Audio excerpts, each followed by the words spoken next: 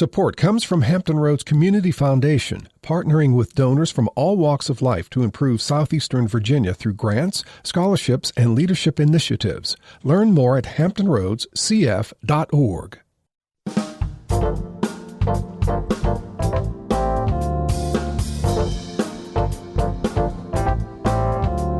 Hello, everyone. I'm Barbara Hamley.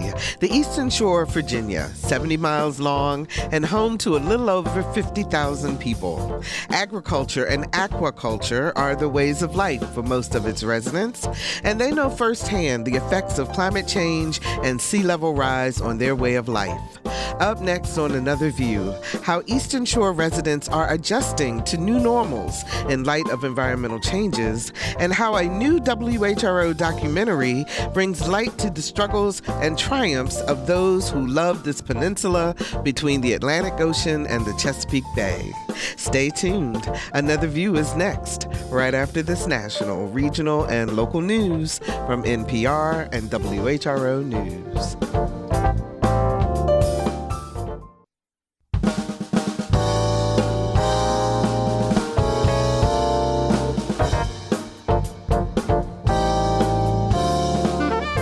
Discussing today's topics from an African-American perspective, this is Another View. Good afternoon, everyone, and welcome to Another View. I'm Barbara Hamley. Some well-deserved bragging rights here on Another View today. WHRO Public Media has produced its first national documentary, which means it will be viewed on public television stations nationwide. It's called Against the Current: Life on the Eastern Shore. And the executive producer of the project is our very own Lisa Godley. Lisa's official title at WHRO is Senior Producer, Diverse Production and Outreach, and she joins us as a guest on the show today. Hey, Lisa. How you doing? It's a little strange to sit on that side of the table. It is very strange sitting on this side of the table. And also joining us is Eastern Shore farmer featured in the documentary. We want to welcome to Another View Mr. Thelonious Cook. Hello, Thelonious. How are you? Good. It's Thanks good for having me. It's good to be for you to be here. Lisa, I got a chance to watch the documentary yesterday. It is stunning. I know you and Neil Grockmall, and I know others were involved, but you guys were the two principals. And I also know that for the past almost 2 years now, we haven't been able to have your selected shorts on Another View because they're had to let back, you go. Everybody. They're coming but back. They are coming back. Yeah. But just overall, does it feel like giving birth? It does. It really and truly does. And the process, even getting to the point when we started shooting, has been a long one. I mean, the concept, the proposal to start in 2019. The proposal for a concept started in 2019, and we got the go-ahead to actually start. We actually put together, I like to call it a pilot, a short video that kind of showcased the things that we saw that we liked, and we sent it, up the chain to PBS and CPB, and they said in 2022, okay, you guys can start shooting this. Oh my goodness! Wow. So did they put out a call, or they did? Is that how the process got started? To stations all over, because they wanted to look at what's happening in rural America, and they wanted it told, from a local perspective. And ours went up, and ours came back with a thumbs up, and we were excited about that. So Against the Current is about life on the Eastern Shore. On Virginia's Eastern Shore. And before we get into it, I want to play a little clip from it. These are people who live there describing what life is like.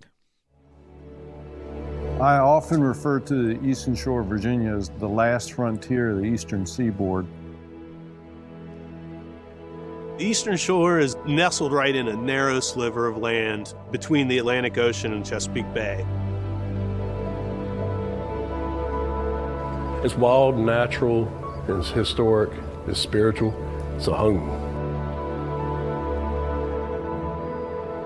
I love it because I love the people. You get in trouble, honey, they're there for you. The pony swim, the Watchbird Carnival that's right on the coast, all of our various oyster roasts. They're places where our close-knit community and the land come together. you can feel throughout the documentary that people really love this place. Thelonious, what is so special about the Eastern Shore that evokes that kind of emotion? Well, I think it's the long history, that's there, and the many communities that can, trace their ancestry, back for generations and generations are really still there. So you have these pockets, and like someone said, it is kind of like a close-knit community. And me coming from an outsider, it took a little while, but then just being there, you start to get embraced and that sort of thing. So you can't just walk in there. You have to be embraced, don't you? That's right. You got to pay your dues, earn your keep. So, Lisa, how do you even start a documentary like this? Kind of walk us a little bit through the process of what you had to think about, how you found the people, how did you find Thelonious, that kind of thing. Well, a lot of connections. It always helps. We knew that we wanted to tell a rural story, and we had been contacted by different people from the Eastern Shore. That's how we ended up choosing, the Eastern Shore, because we were looking at a couple of different areas to tell rural stories. Okay. We had looked at Suffolk, Virginia, the Peanut Festival, the Peanut Farmers. We had looked at the Pamunkey tribe and their story, and we kept getting information about the Eastern Shore, and folks were talking about different things that had occurred on the Eastern Shore and just events that were happening there. And we were like, and the more we got into it, the more we saw this is a place that has a lot of stories, and the people there love where they are, and it fell into place. And what was funny was when we shot what I call the pilot first, and we were waiting on a response from PBS as to whether this was going to hit the national stage. I shot the African American watermen video for the Virginia Department of Education based on some of the watermen that I had met on the Eastern Shore while we were shooting the pilot. So, everything was we were just meeting people and hearing their stories, and things were just falling into place. How many times do you know? Have you counted how many times you've gone across the bridge? I lost count a long time ago, which is a funny story because, Barbara, as I was sharing with you, I have a phobia of bridges. My goodness. I have a terrible phobia of bridges. So going across the Chesapeake Bay Bridge Tunnel 1, 2, 3 times a week sometimes was just, you can ask Neil. I would hold on to the grip of the van, just my palms were white. I was terrified. Just going across that tunnel to get over there. And after a while, probably about 3/4 of the way through shooting the documentary, I was having conversations, and I had forgotten that we were even going across the bridge because I had been doing it so much. So I feel like I've conquered a phobia because of it. So the documentary is it's a little under an hour long. But how much video and how many days did you actually have to shoot in order to get that hour? Oh my gosh. I can't, Barbara, honestly, I can't even begin. A lot. Yeah. And you went, because you had to do all seasons. Oh, also, absolutely. Dude, like all year long. We wanted to follow and see how things were going from the planting stage for the farmers to, the harvest stage. And we wanted to be out when the watermen were, in the peak of the harvesting season of, the oysters and the soft shell crabs. And so we had to follow them throughout that year. And it was an interesting experience because all kinds of weather. Yeah, and that's one thing that we see in the documentary too. You really get to see the weather and the storms and everything else that happens there. I'm just curious about the approval process, having to go beyond WHRO management in terms of looking at it, making sure editorially it's okay and so forth. But you also had national looking over your shoulder. That has been an experience because usually when we're putting together documentaries, we're looking at how to produce them regionally. We want them to be appealing to the folks in our region. We're telling those stories. And with this being something with national appeal, we have other producers that we're talking to that are serving as consultants from WGBH. And they were helping us because they've done national documentaries before. So they were helping us with what's more appealing to a national audience as opposed to a regional audience and, that kind of thing. So we needed that guidance. So I have grown as a producer, as a result of this project. Well, we are so proud of you. And if you live on the Eastern Shore, we'd love to hear from you during this next hour. 757-440-2665 or 1-800-940-2240 are the numbers to call to join our conversation. Give us a call and let us know, why is the Eastern Shore of Virginia so special to you? And how are you dealing with some of the issues of climate change? Because really that is what the documentary, in addition to how life is on the Eastern Shore, it's also about how climate change and sea level rise is affecting life on the Eastern Shore. So I want to hear from a couple of scientists that you spoke with during the documentary. One is Kayla Cahoon. Now, she's a PhD student at the Virginia Institute of Marine Science, and Cora Baird, and she's the site director at the Virginia Coastal Research Center. And Cora actually grew up on the Eastern Shore and came back after college. And they're going to describe kind of some of the issues that environmental changes are, how they're affecting the Eastern Shore. Virginia in the U.S. is experiencing the second highest rates of sea level rise. The only place that beats us right now is the Mississippi River Delta. Talking to farmers, talking to watermen, everybody on the Eastern Shore, regardless of what they attribute it to, they see all these changes. We have not had any issue of people saying we don't believe in what you're talking about or we don't think this is happening. We're getting more and more flood days, and those high tides are getting higher, and the low tides aren't going as low, and it's just becoming more and more of an issue. You know, at this point, it's like, it is day to day, and so it's much more of like, what are we going to do about this, and how are we going to make this work? Thelonious, they're looking at it from a scientific perspective. You're looking at it from a farmer who is working the land there. How is climate change affecting you? Well, in various ways, even right now, just the increased flooding, we're having more and more situations where like the rain, is just becoming, heavy and heavy and heavy. Mm-hmm. And there's just nowhere for the water to go, so you're having that sea level rise, and then you're also having an increase of saltwater intrusion in a lot of the soils there. So that's changing what crops many farmers can grow. So I look at it as we also have a responsibility to help, help to mitigate the effects of climate change, because when you look at agriculture, it's also one of the contributors, in terms of the carbon that we emit, from using practices, like tillage and stuff like that, that's releasing a lot of carbon in the atmosphere. So now you have farmers like myself, learning about regenerative agricultural practices, ways that we can actually sequester carbon, in our soils. So that can actually help in the problem as well as we're ourselves adapting, real time to, the effects.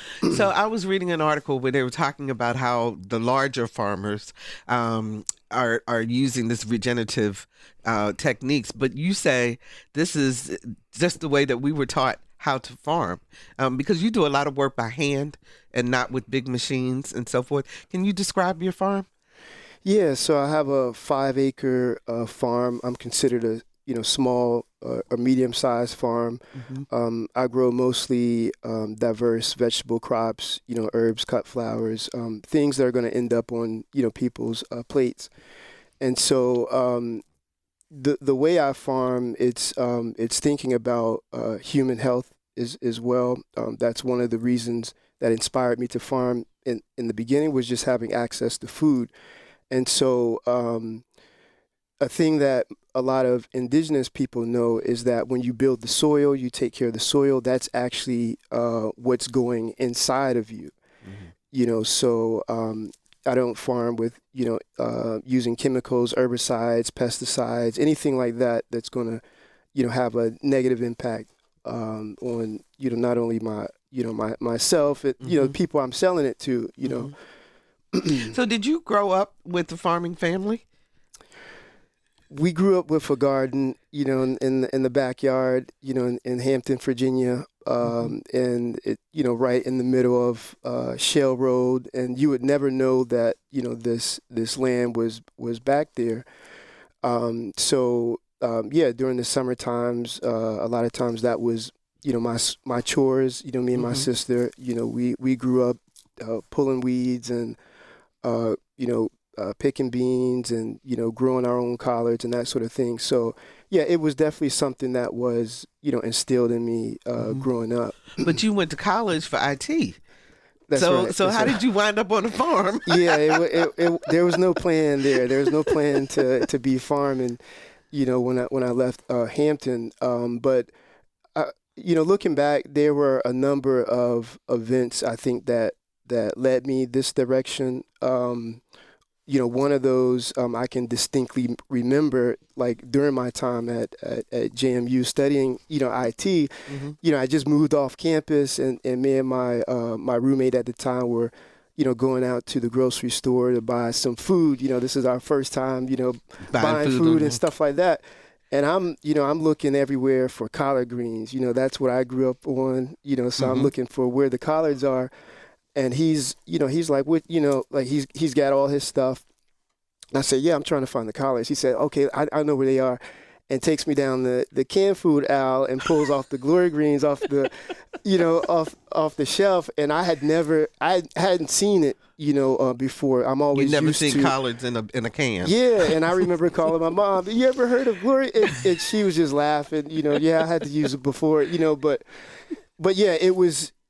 That was one of the first times that I made the connection and actually remember appreciating having grown up, and having access to, fresh vegetables. So it was one of those moments where, I always knew that, like, okay, eventually, regardless if I'm doing IT or whatever, I definitely want to have a garden, in my backyard. But then you went to Africa. Yes. Yeah. I went to Africa, and the first place I went was Tanzania, and I had the opportunity to live with a host family, and just the background. Most people in Tanzania are agriculturalists. Like 60-70% of people farm, and my host family farmed. So. I ate whatever they ate, so everything was fresh. They also had cows, my host mom delivered milk. And I just remember how different everything tasted, just how fresh, my taste buds were tingling, they were stimulated in new ways, so that was another connection, to me, and just seeing the role of agriculture in people's lives outside of the U.S., in a different way, because most people outside of U.S., kind of have that sort of, agricultural foundation, to it. So, but this affected you to a point where you went back to get your master's in agriculture, right?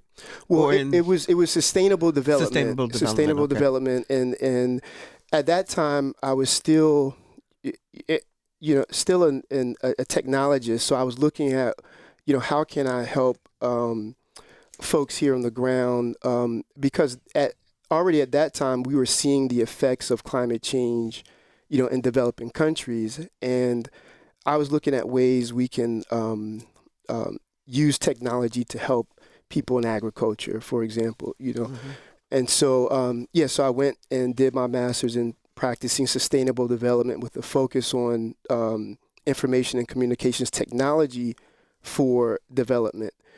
So my plan at that time was helping from a development practitioner, and using my IT skills to kind of improve, agriculture and that sort of thing on the ground. But yeah. 757-440-2665 or 1-800-940-2240. We're looking for our folks, particularly on the Eastern Shore, to give us a call and let us know why it is such a great place to live or work. Or if you have a question about sustainable farming and about getting your hands in the dirt and making things grow, give us a call, 757-440-2665 or 1-800-940-2240. So, Lisa, your partner in crime was Neil Rockmall, and he is joining us by phone now. Hi, Neil. First time calling in on a radio show. First time calling. First time calling, long time listener, right? There you go. Exactly, yes. So, Neil, I must tell you, the one thing I told Lisa right after I watched the documentary was the fact that, first of all, the photography is stunning. It is so beautiful, and every shot is moving. So it almost made me feel like I was in the water, in terms of watching it and understanding it. It just added to your understanding of what was happening on the Eastern Shore. And so you just did an outstanding job. What was it like for you? Thank you very much. Yeah. What was your favorite part? I definitely loved getting into the mix with our people that we were filming with, and trying to be a close-up fly on the wall of what they're actually doing as safely as possible. Obviously, on the farming sequences, I couldn't walk along the side of the combine while it was doing it, but I flew the drone as close as I possibly could. And it was a lot of fun getting out there and seeing these settings at the quiet times of the day, and away from the hustle and bustle of suburbia, and just see these folks just that are easily relatable, getting by on. So what I'm curious, because as I was watching it, and there was a shot where you guys, I guess, were going across the bridge, and there was a big caution sign that was blinking because it was raining like crazy and all of that. But my question is, as a photographer, what are you thinking about not knowing necessarily exactly what Lisa may be asking in terms of questions and all of that, but do you just see a moment and go, you know what, I need to get that, as you're just trying to build this documentary? A little bit of all of that. Fortunately, Lisa and I have worked together a lot in the last few years, even prior to Against the Current. I think she's my work wife now. But so we know a lot of what each other are after, and have a good rapport. But I am always I want to make sure that I'm fully aware of the story we're trying to tell, and as we're going into it, and I have some experience of I guess a bag of tricks of like, this sort of. Look for this sort of thing, look for that sort of thing in this environment or that environment, and this little piece could help visualize the story, or this, a close up on this little item, and so it's a combination of I hear out what she wants, and I try to add to that as much as I can. Do you do as much research as she does beforehand? Probably not. So you just wait for Lisa to say, "Hey, this is what's going on, and here's what we're trying to capture." It's a good mix. Before any shooting was happening, definitely, I was a bit more involved in the research, and then and the early stages of production, and then we kind of got into a groove, and I didn't have to be involved as much, and then we were starting to put the pieces together, and realized, we need to find this and that, and so it kind of fluctuated throughout as it was needed. So was there anything that surprised you throughout this process? about the Eastern Shore or about what was happening with climate change or the things that you all saw? Was there anything that surprised you that you just weren't anticipating? Tell you what, we mentioned in the documentary a little town called Saxis, and prior to fall of 2022, Lisa and I hadn't even heard of Saxis, and it's up on the bay side, up near the Maryland border, so about 2 hours away. And I mean, we learned about a whole bunch of parts of the Eastern Shore that we didn't know about before, but Saxis was fascinating in that you hear a lot about Tangier and what's happening because it's sitting right at sea level in the middle of the bay, but Saxis is experiencing almost the exact same stuff, and it's a town that has shrunk over the last century or so, population-wise, and it's right at sea level in a bunch of places. It has a causeway that gets flooded more and more often, kind of leaving the residents stuck during high tides from time to time, and not just storm tides, and then just learning about how we think about the ocean swamping the waterfronts, but the bay can have its own set of issues on that side, and where the land is not very high, it can wreak havoc. I was surprised that at the number of shots that you all had in there where the sun was shining, but the roads were flooded. Yeah. Yeah. Well, I think for our viewers that live in Norfolk, we've probably seen our fair share of yes. That's like true. that too, just trying to get to work. It's like, what the heck is going on? Absolutely. Yeah. If you're just joining us, we're talking about life on Virginia's Eastern Shore in light of climate change and sea level rise. Our guests are Lisa Godley, executive producer of the WHRO national documentary Against the Current, Life on the Eastern Shore, and farmer Thelonious Cook, an Eastern Shore resident featured in the documentary. 757-440-2665 or 1-800-940-2240. Lisa, I'm going to ask you the same question I asked Neil. Did anything surprise you that you really were not expecting? Wow. So many different things. I mean, I was Give us some examples. made aware of so many different things that I wasn't aware of before. As Neil had mentioned, we had never heard of Saxis, Virginia. And I wasn't aware until one of the scientists said something that the Eastern Shore is left off of maps. When a lot of times Virginia maps of Eastern Shore, they don't even put it there. So folks are like, how are we supposed to get funding or help or anything? And people don't even know that we're here. And that was something that I thought was very interesting. You were talking about earthworms earlier, but I'm not a bug person. So we came across some Jurassic-sized bugs on some of our. But you also got to.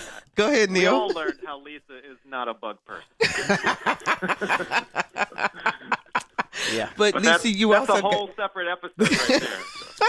You also got a chance to experience your first raw oyster. I did, and that was more recent than but I did. I got a chance to shuck my first oyster, and I got a chance to eat my first raw oyster. Now, people who may have seen me at like parties or receptions may have seen me put a raw oyster in my mouth, but I never swallowed it. It was always kind of housed in my jaw until I could get somewhere and spit it out. So, but this time, Kellen Singleton, who is one of the folks that we profile throughout the documentary, he has, a farm, and he had his, and they were saltier.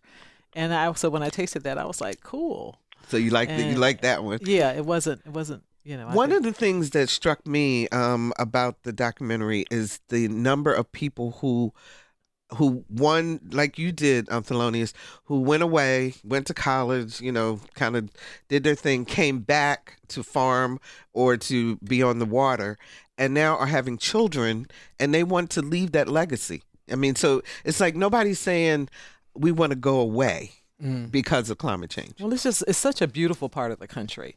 And you understand why they love it so much. I mean, it's just, and there is a love for it from the people who live there. They absolutely love living on the Eastern Shore. So you understand why they would want to pass this on, this community on to their children, because it's just a beautiful part of the country. But there's a battle going on there because the water levels are rising. And, it doesn't take a lot. It doesn't have to be a hurricane. It doesn't have to be a nor'easter. Just, like stuff we've been having lately, these heavy rains, and then you get some strong winds coming in, and there's a problem. You talked about in the doc and had photos of, I think it was Saxon, where they were actually moved the houses. Was that the same neighborhood where they had to float the house across the water because Hog Island? Yes, that's what it was. Hog Island was once populated, and there was a whole community there, and eventually, because of storms, hurricanes, it was just devastating that area. And that was a barrier island,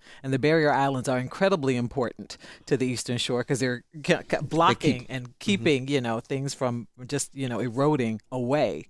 And so people would live on that barrier island, and several other barrier islands were occupied at one point. But the storms and everything got so intense, they just could not. The government told them, we can't protect you here. You need to move. That's why they floated those houses on the waterway to other parts of the shore. Yeah.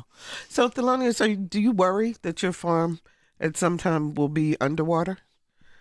Yeah, 100%. And like I say, after a few days of rain and you see where some fields are saturated, that is definitely a concern. And so I'm constantly, building raised beds and stuff like that. Also planting a diversity of things, like trees, fruit trees, other things, because it may get harder growing like annual crops. So now our phone lines are lit up because I knew that they would start calling in. Hi, Andrea joins us from Onancock. Hi, Andrea. You're on the air. Thank you very much for taking my call. I'm a huge fan of the show. Thank you so much. And really enjoying today's program, but I just have to kind of chuckle at the irony. Today I'm able to listen because normally I work in the Accomack County on the Eastern Shore public schools, but we're closed today because of high waters. Oh, wow. All the rain, and it is really difficult, particularly on the bay side, for buses to go pick up our students. And so all of Accomack County public schools are closed today because of the high water. Oh, my goodness. So do you guys go to virtual, or is that an issue also? Yes. We go to virtual, and all the students report into their teachers on their computers, and we're well prepared for that.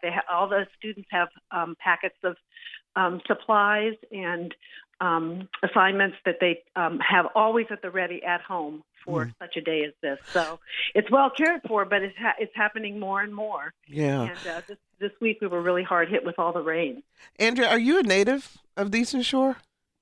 No, I am. I'm not what they call born here. I'm come here. You're come here, okay. But I have been coming here for 50 years, and my family is from the Norfolk area from the 1600s. So I'm kind of, from the region, but not from here. So I've only been coming for 50 years. I don't qualify as one. That's a long time. One of the things that's been for 400 years. I'm just curious, do you feel like the community as a whole is really engaged in finding ways to coexist with what's happening with climate change, or adding new things to try to mitigate it, but not to leave? Yes. I think that I think it's heartbreaking to have to think of leaving when you love a place as much as everyone here does. The community, the culture, the histories, and the land, and the waters. Everyone here, I sort of feel like, has salt water in their veins, and they don't want to leave that for anything. So everyone is looking for lots of different ways, whether it's through the VIMS, on your program, Nature Conservancy, all the hard work of the farmers and the watermen, the awareness that's raised from on every level. I really feel like people are really looking for ways to stay. Okay. Like Farmer Cook, that you're talking about that. So. Well, thank you so much for listening. And I'm sorry I'm glad you guys are home, but I'm sorry it's because of the roads being so flooded that you can't get around. But thank you for giving us a taste of what it's like to live on the Eastern Shore. Thank you so much for that call. Speaking of ways to make changes, I want to play one other clip from the documentary. And this is Bo Lusk. He's a scientist at the Nature Conservancy's Virginia Coast Reserve. There you go. I got it. And he also grew up on the Eastern Shore and is working really hard to help to mitigate the effects of climate change. And he's going to talk about growing eelgrass. Yeah. We went for almost 70 years of these huge areas that used to be these big, verdant, carpeted grass beds to being nothing but muddy bottom. In the late 90s, the Virginia Institute of Marine Science started trying to figure out how to bring eelgrass back to Virginia's coastal bays. They developed the technique that we use today. So since about 2003, we've been using volunteers to help gather seeds and cure those seeds so that they're ready to plant every fall to bring this stuff back.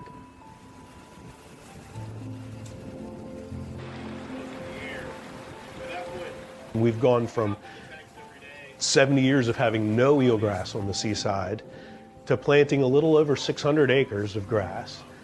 And that 600 acres of grass is so happy that it's spread to about 10,000 acres all on its own. Wow. So there are things that can be done. Thelonious, you were named Farmer of the Year in 2022? Yes. Is that right? Okay. How come? Well, that's a good question. And I think it was mainly, that was through NRCS, the Natural Resource Conservation Service. And it was because of implementing practices like cover cropping, which is a way to keep bare soil, covered so that you don't have problems with like erosion. It also helps to improve the compaction on soil so that when we do have these heavy rain situations, it drains a little bit better and you're able to, soak it up. So keeping diverse crops, living roots and stuff like that. So a lot of the practices that I do on my farm are considered regenerative conservation practices, even though they have their roots in sort of indigenous practices. So the Eastern Shore is about 40% African American. Is that correct? Okay. And 1% of the farmers? Is that right? Less than 1%. In my county, it's like 0.5%. So are you concerned? Do the black farmers come together? Are you guys trying to help the next generation to see the value in this? And what are there issues with owning land? What's the problem? Yeah, we are now coming together, forming cooperatives, improving economic opportunities, because the other demographic that's concerning is that the average age of the black farmers are in their upper 60s. And that's because the next generation hadn't saw a viable, economic business. So they're like, I'm going to the city. And, you can't really blame them, for that. So we are forming cooperatives so that we can both aggregate our products, so that we can get into new markets, like restaurants and that sort of thing. Also, it's a matter of just feeding our communities, because there are food deserts that exist just north of me. For example, the town of Exmoor, like you say, there's a relatively high population of African Americans, but there's not a grocery store, within like an 11-minute drive, and so it's about getting access to locally grown food, also culturally appropriate food, to those communities, and just reconnecting people to land. So you do a farmers market. Is that where you sell your your vegetables and flowers and so forth? Yes, I do Onancock Market on the Eastern Shore, as well as I go across the bay, Hampton Roads, Norfolk here, as well as all the way up to Richmond. Mm-hmm. Okay. Neil, I'm not going to hold you much longer. I just want to ask you, what do you want people to take away from the documentary when they see it? That is a great question. Let me see. Well, I grew up in Virginia Beach and probably never visited the Eastern Shore until I was well into adulthood. And I think it's a beautiful place. I don't know why. I didn't get up there as a younger person, but once I did, I just wanted to go back more and more. Even before this documentary started, my wife and I started making excursions out to Cape Charles and up to Nancock and Chincoteague, and it's beautiful. It's quiet. It's a great alternative route if you're heading up north to alternative to I-95 because there's so many wonderful places to stop and things to see, and the people that we met, they're not lying when they tell you how friendly and wonderful everybody is, because they are. And the actual seafood that's nearby, I eat seafood more and more now. It's like I have a list of favorite Eastern Shore restaurants that I want to hit as often as possible. So, yeah, it's great. That is fantastic. Well, your photography is just stunning, and I cannot wait for everyone to see it. So thank you so much for joining us today on the show. We appreciate you. You're welcome. All righty. You take care. 757-440-2665 or 1-800-940-2240. Barbara joins us from Onancock. Hi, Barbara. What a great name. Yes, it's a good one. And like Ms. Benda, who just called, I'm home because Punkatig Elementary we were watching it go underwater yesterday. The school was fine, but boy, the fields around us were absolutely flooded. And so Accomack County Schools is having a virtual day. And so we are home. But it is a wonderful place. And I wanted to say to Lisa that what we call mosquitoes on the Eastern Shore is that they're so big that they're frying size. You're frying size? Got it. We have big bugs over here, and they're all frying size. Oh, my. And especially if you're on Saxis Island, my God. So, Barbara, you're an Eastern Shore native, yes? I am. My parents moved here from Richmond in 1955, but my sister and I were both born here. And I have the privilege of living in my childhood home. Oh, wow. When my mother died 12 years ago. She left it to me. So I live in the house in Onancock that I came home to from the hospital. So when you look at the water rising and other things happening, do you go, maybe I should come back across the bridge and come, to Virginia Beach or some other place like that? Or would you just stick it out? We're sticking it out. It is funny, though. My son has moved to Norfolk and works at the naval base and watches the flooding over there. Yeah. It's flooding in Norfolk too, Mom, so we're all in it together. But it's crazy. But I also, I walk every night here in Onancock, and I have watched over the course of my lifetime, I'm 64, we're very high here in town, and yet there is more and more and more flooding. And it's not just from storms, and not from the big storms. It's just from rain events. Yeah. And yesterday's drive home, just 5 miles, I went through flooded field after flooded field. Oh my goodness! And so we do have to think about it. And I'm excited. I'm looking forward to seeing the documentary when it airs at community college. Yes, as a that matter will of fact. be, I think, on the 23rd. Yes, as a matter of fact, I'm getting ready to ask Lisa to tell everybody the different places where they can see it ahead of time before its national debut actually on TV. So Yeah, I'm excited. Absolutely. And I call Cora Baird Cora Ann because I was her Montessori teacher. Oh my. Lots and lots of connections. Barbie, thank you so much for calling in. We really appreciate it.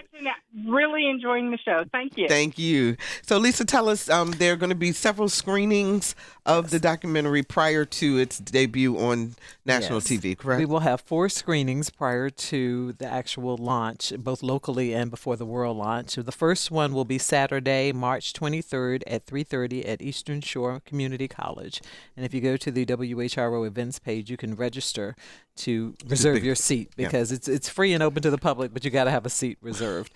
On Saturday, March 30th at 2 p.m., we're going to come back across the bridge to the Williamsburg Regional Library, and we'll have a viewing there. Also, on April 11th at 6:30 p.m., that's a Thursday evening, we will have a viewing at the Elizabeth River Project building off Colley Avenue here in Norfolk. And on Thursday, April 18th at 6:30 p.m. at the Brock Environmental Center in Virginia Beach. And folks can register to attend either one or all 4 of those events if they like to. And Against the Current, the documentary will air on WHRO TV on April 24th at 8 p.m. and it will air on World on April 29th at 8 p.m. All right, and we will be reminding folks of the documentary as it gets a little bit closer, but go to WHRO.org/events to sign up if you'd like to see it ahead of time. And you're moderating conversations all 4 events. on all 4 events, and there will be people from the documentary on the show, correct? Right, on the panel. Yeah. All right, let's see if we can get in another phone call. Lori joins us from Norfolk. Hi, Lori. You're on the air. Hey. This is exciting. I can't wait. I always tell Emily Houck if I could intern for anybody, I would like to intern with Lisa because I think what she does is just incredible. Yeah, we think so too.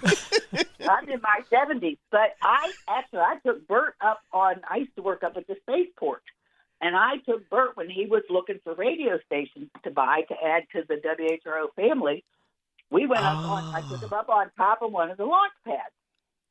But that's another thing that I hope is in the future production, Lisa, please, is to do, there are billions of dollars in national defense assets on the Eastern Shore as well. And the space station is growing, and there's an Australian company now that's launching there.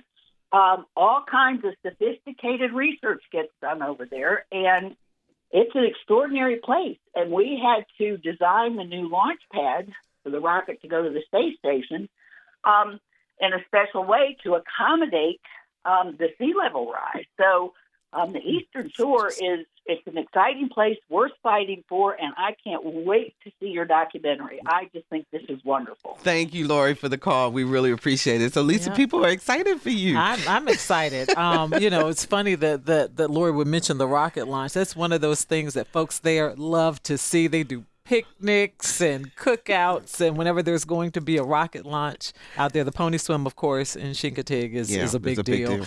They have the Watchaprick Carnival that's on the coast, but when there's a rocket launch, it's a big deal. Everybody's there. You can understand why it's beautiful, something to observe too. So we only have about 5 minutes left, and Thelonious, I want to ask you, the name of your farm is Mighty Thundercloud Edible Forest. That's right. Where'd that come from? Well, I gotta thank my mom actually for growing up in Newport News. She would take us to these gospel, concerts and stuff like that. And there was this group called the Mighty Clouds of Joy. Yep. And so I was trying to think of a name that was organic. And then my pops, who bought the land originally, he used to call himself Big Chief Thundercloud. So I just kind of combined the mighty, clouds and thundercloud, and it was born. Oh, that is fantastic. Yeah. So the summertime is the best time. Oh, can people come to your farm to visit, to help out? Absolutely. They can come and volunteer. Yes. But, I will be announcing some events this year for sure, opening up my farm. It is a place where I like to provide mentorship and opportunities for, the next generation that want to come and learn, and just get their feet in the soil, hands in the soil and that sort of thing. So, the best way to learn about that is through Instagram at Edible Forest. People can follow me. Can follow you. Yes. Can follow you there. Okay. All right. And Lisa, what do you want people to walk away from with once they've seen the documentary? Well, other than finding out if they have never been to the Eastern Shore, how beautiful it is over there and how just wonderful the people are that you meet. I've met a lot of folks I consider FFL's friends for life since we've been working on this documentary. But this problem that they're experiencing in terms of the water levels rising and how that's impacting their lives, it's happening in coastal communities all around the country. And folks need to be aware that this isn't something that's going to go away. These water levels are rising. And actually, people can learn from what people on the Eastern Shore are doing to try to mitigate. Absolutely, because it's not a problem that's going to go away. It has to, you have to figure out how we're going to mitigate this. What are we going to do? And like I said, it's not just the Eastern Shore, but it's happening. But the Eastern Shore is surrounded because it's a peninsula. So, it's just...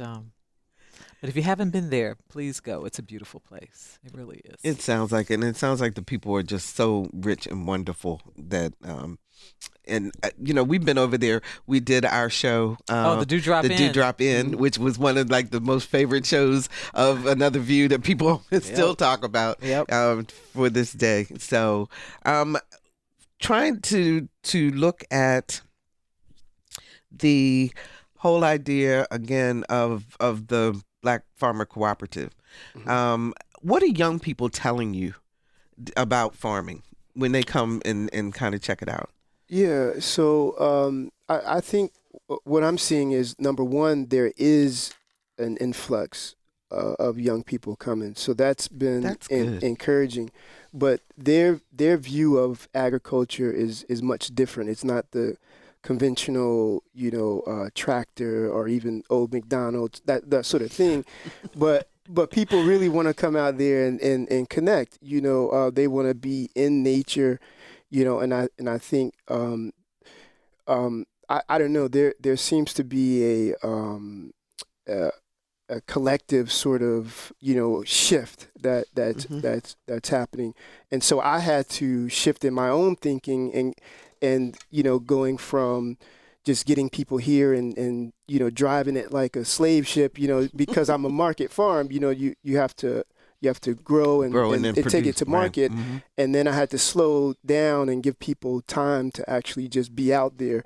And I was, just observing the things that they were excited about, seeing bees and butterflies, all the things that Lisa hates, but people wanted to, they just wanted to be out. So just giving them that opportunity. Well, I want to come over this summer and come see the farm. And I will come with you, Lisa, with the bug spray, because I'm not a bug person either. But the documentary, again, go to WHRO.org/events. There are 4 different screenings prior to its debut on April the 24th on WHRO at 8 o'clock and on World April 29th at 8 o'clock. Thank y'all so much. We appreciate it. And thank you, audience, for the honor of allowing us here at Another View to spend the last hour with you. Tell everyone about our show and share the podcast of today's program or any other Another View show. Simply go to anotherviewradio.org and download the podcast of your choosing. And please sign up for our eView newsletter. It's a once-a-week reminder of upcoming shows. Next week on Another View, it's the Another View Roundtable featuring a very special guest. You'll have to tune in to find out who it is. Our theme music is an original composition created especially for Another View by Jay Sennett. Special thanks to Dr. Barry Graham for sitting in the producer chair and Danielle Saunders, who took over phone duties. I'm Barbara Ham Lee. Stay safe, be well, and join us again next Thursday at noon for Another View.